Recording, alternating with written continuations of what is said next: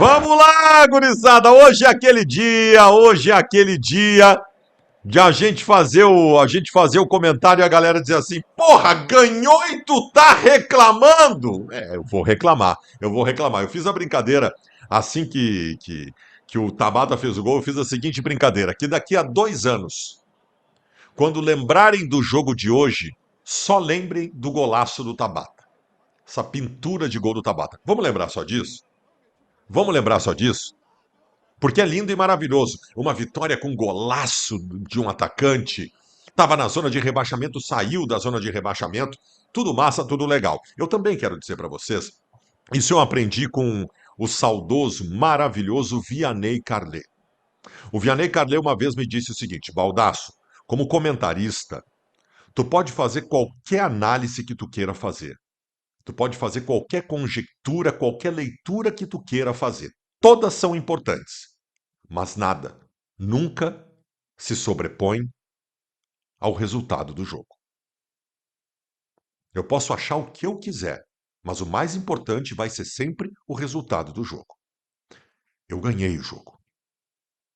Eu ganhei. Eu tinha a obrigação de ganhar o jogo no Beira-Rio do Vitória. Eu ganhei o jogo do Beira-Rio com Vitória. Saí da zona de rebaixamento para nunca mais voltar. Isso é o mais importante. Ponto. Agora vamos às outras leituras. O Internacional fez uma partida paupérrima. O Inter fez uma partida pobre, com pouquíssimas soluções. O jogo se apresentou desde o primeiro minuto de uma forma e desta forma ficou até o final. E todo mundo sabia que seria desta forma. O Vitória jogaria fechado, com linhas defensivas. Porque é o Vitória contra o Inter, porque é no Beira-Rio e porque o técnico é o Fábio Carille, que é o maior retranqueiro do futebol brasileiro. E assim foi. E o Inter teve imensas dificuldades. Imensas dificuldades. Ei, presta atenção no Baldasso. Tá com o nome sujo, hein? Te atrapalhou com uma dívida expressiva, não conseguiu pagar, agora tu tá com o CPF negativado, CNPJ da tua empresa preso nas instituições de proteção ao crédito, e agora, o que tu faz? Tu tá trancado, sem crédito. Vamos lá.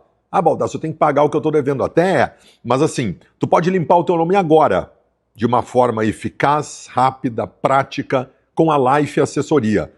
Numa ação segura, fazendo com que tu volte a ter crédito, até para tu poder trabalhar para pagar o que tu tá devendo. Agora, nesse WhatsApp que tá aqui na tela, chama a Life Assessoria e resolve isso, tá bom? No primeiro tempo, o Internacional de forma alguma conseguia suplantar. Teve algumas conclusões absurdas a gol, aliás, essa é outra questão do jogo, uma impotência técnica dos jogadores do Internacional para a conclusão que foi incrível. Mas o Inter do primeiro tempo pobre, criando poucas chances, o Vitória chegou uma vez, levou perigo, o Internacional com uma mecânica de jogo inexistente, isso foi o que mais me chamou a atenção no jogo, sabe?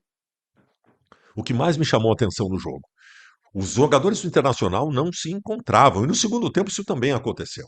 Há um corte no segundo tempo, quando o Roger começa a empilhar atacantes, e o jogo vira outra coisa. É o espeta para os atacantes, né? Eu tenho 4, 5 homens ofensivos que ficam trocando a bola lá, tentando botar na área para alguém fazer o gol. Graças a Deus aconteceu, tá? Então, de alguma forma, essa estratégia do Roger deu certo. Mas também é de responsabilidade do Roger que o Inter jogue, que o Inter desenvolva a partida,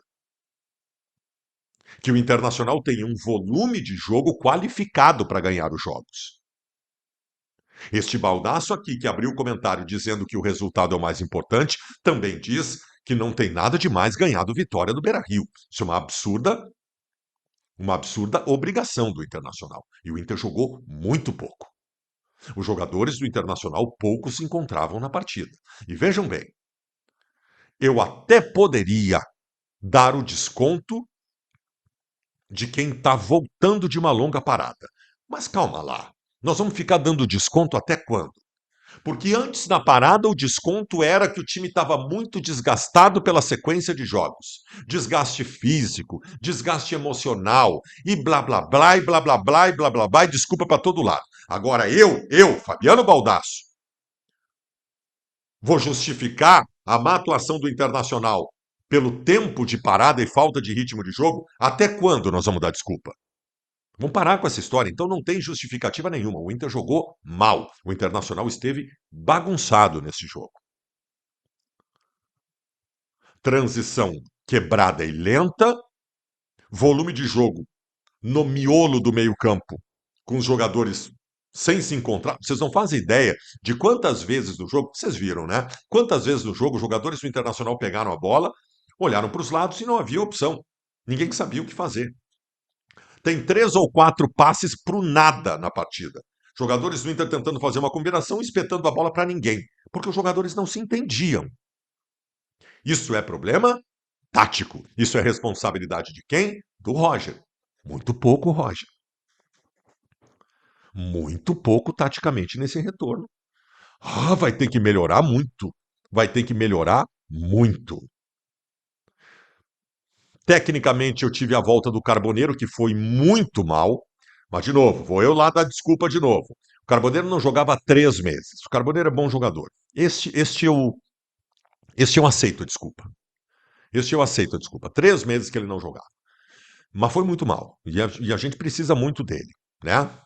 Então o jogo foi se desenvolvendo dessa forma. O primeiro tempo de um Internacional que era protagonista, sim.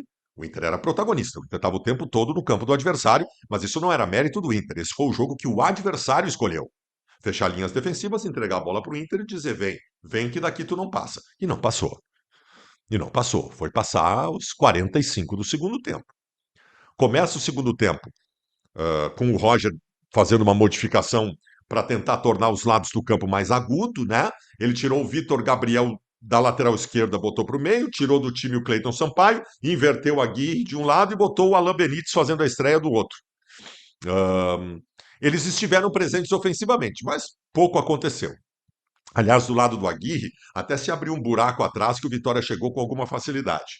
E o Alain Benítez, desembocado, até participou, participativo, envolvido, tal, mas nada demais. Mas também não vou fazer nenhuma consideração definitiva em relação a isso. O Wesley abaixo. O Wesley é o nosso cara. O Wesley é o nosso quebrador de linhas, que hoje deveria ser o principal jogador do jogo, e não foi. Não foi. O Borré participativo. E aí tem o corte no segundo tempo, quando o Roger, desesperado, começa a empilhar atacantes. Tira volante para botar atacante e vai empilhando, troca um atacante por outro, empilhando, empilhando, empilhando, e aí o jogo se transformou da metade do segundo tempo em diante em um jogo em que o Internacional estava o tempo todo presente na área do adversário pelas características dos seus jogadores. A vitória do Internacional não aconteceu por conta de um desenvolvimento tático qualificado da equipe. A vitória do Internacional aconteceu pela agressividade de quem tinha muitos atacantes em campo e estava sempre presente. O Vitória suportou, suportou, suportou, mas essa dança de tantos atacantes do Internacional, em determinado momento, lá no finalzinho, no apagar das luzes, originou um golaço do Tabata, que pega um rebote e dá um canhotaço no ângulo. Mas o Inter jogou muito pouco. O Inter jogou muito pouco. Eu, evidentemente, esperava um Inter melhor do que eu vi hoje. Eu estou decepcionado com a atuação, muito feliz com a vitória. Mas o Inter precisa melhorar muito, muito. Os deuses do futebol deram mais uma semana de trabalho para o Inter agora sem jogo, porque o jogo do meio da semana contra o Bahia, ele foi adiado. Então o Inter tem mais uma semana inteira para o Roger encontrar mais soluções. Mais soluções. Os deuses do futebol também deram ao Internacional um período até as oitavas das duas competições que o Inter está. O Inter tem 4 jogos no Campeonato Brasileiro para acertar as suas coisas. E o jogo de hoje provou que tem muitas coisas para serem acertadas. Hoje nós tivemos em campo o bingo completo, com todas as fileiras completas dos problemas do Inter. Tivemos problemas defensivos, erro do Aguirre, erro do Vitor Gabriel. Tivemos problemas no miolo do meio-campo, em que não se consegue uma verticalidade a ponto de uma troca de passes deixar alguém dentro da área para fazer o gol. Tivemos problemas pelo lado de campo que não conseguiu ser envolvente, nem chegando à linha de fundo ou cortando para o meio. Tivemos problemas na abertura do meio-campo com o Thiago Maia e o Bruno Henrique, porque o Thiago Maia e o Bruno Henrique são o Thiago Maia e o Bruno Henrique. Então, todos aqueles problemas que o Internacional tinha, hoje se repetiram.